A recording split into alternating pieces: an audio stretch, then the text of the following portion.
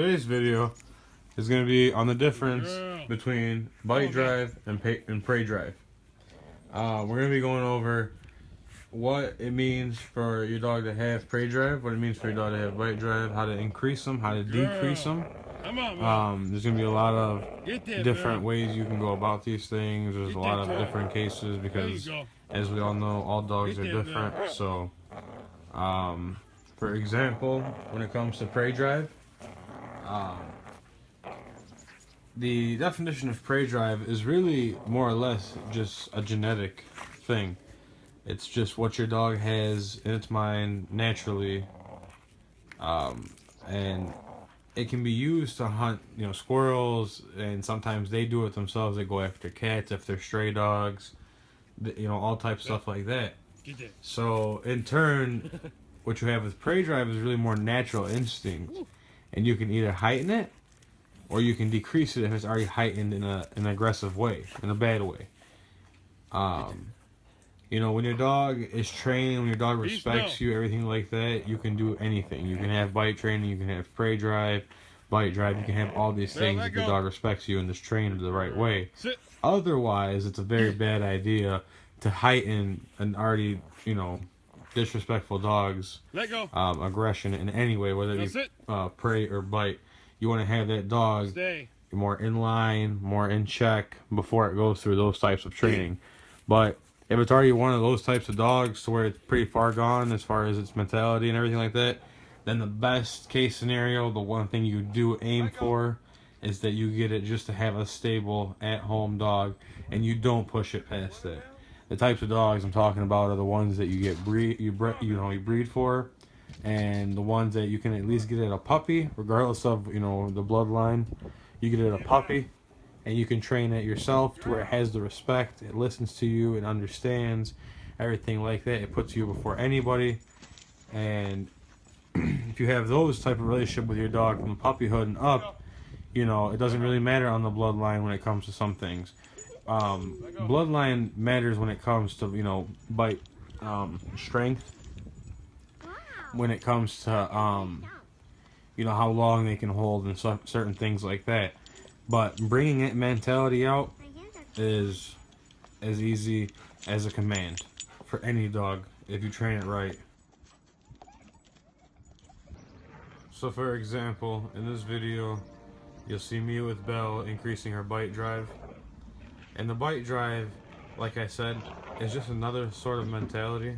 It's just letting the dog know that he or she can do it, can grab on, can latch on, and can hold on for a certain amount of times, through the mud, through the snow, through even something fighting it back, if it's a protection dog or a guard dog, So the bite drive is a really, really, really key tool and a very key mindset when it comes to protection and bite dogs and everything like that.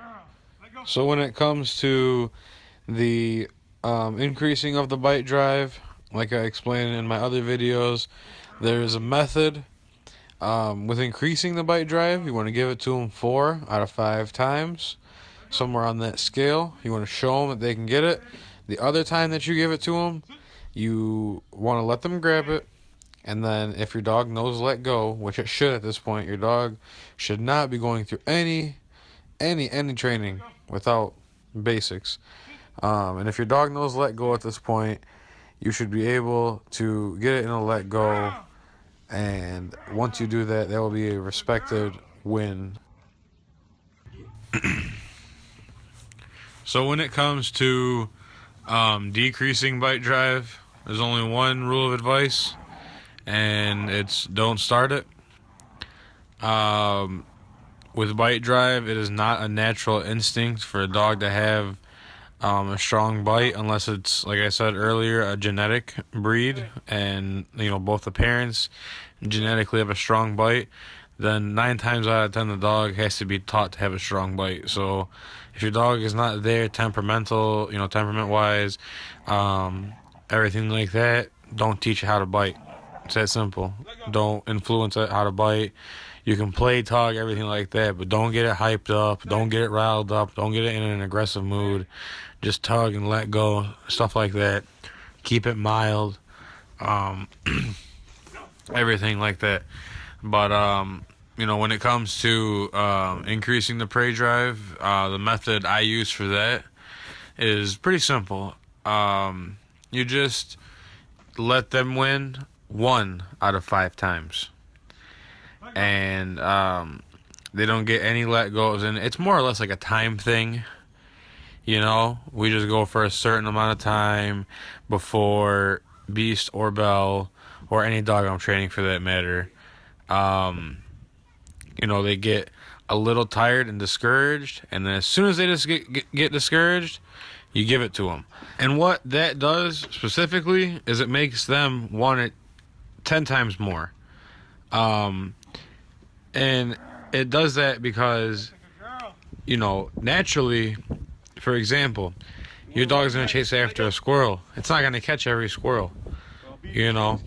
So you have to get it ready mentally for that, you know. And I'm talking about, for example, people who want to, you know, train their dogs to be hunting dogs. And like I said, as you'll see in all my videos, please, as always, if you're doing any aggressive type training, make sure your dog is well balanced, stable mindset, everything like that, before you do anything like this. But for people who want, you know, to increase their prey drive and everything like that and create a good hunting dog, this is what you do. Let it win, you know, not as much. And when it does win, give it all the praise in the world. You know, let it know that it's doing the right thing, and that one time is good enough, because that'll create a better mindset for him or her, and it'll make them more confident in their prey drive as well once you give them the praise, because they'll be discouraged, but they'll think they did something wrong even if you know, let them have it at the end, because they took so long. But if you give them praise at the end, they will realize and say, oh, it was something right, and this is really good. My owner, he or she, you know, loves when I do it, even if it might take me some time, and eventually it'll be, you know, second nature. Now, decreasing the prey drive, if it's in a very bad temperament dog, treats are not going to work. First step, treats are not going to work. Anybody who says they are, I'm sorry, they're not going to work. The first step with treating an aggressive prey drive is definitely hard corrections. That dog, you can say what you want, that dog is not going to get it until it is showed the way. And treats are not going to show it the way. And you might be thinking, oh, why is it such a big deal, this and the other? Well, you're walking one day, your dog sees a squirrel, your dog sees a stray cat, your dog sees a stray dog, and that it wants to go after. If it does, you have a problem, because your dog is not getting those harsh corrections and understanding its place.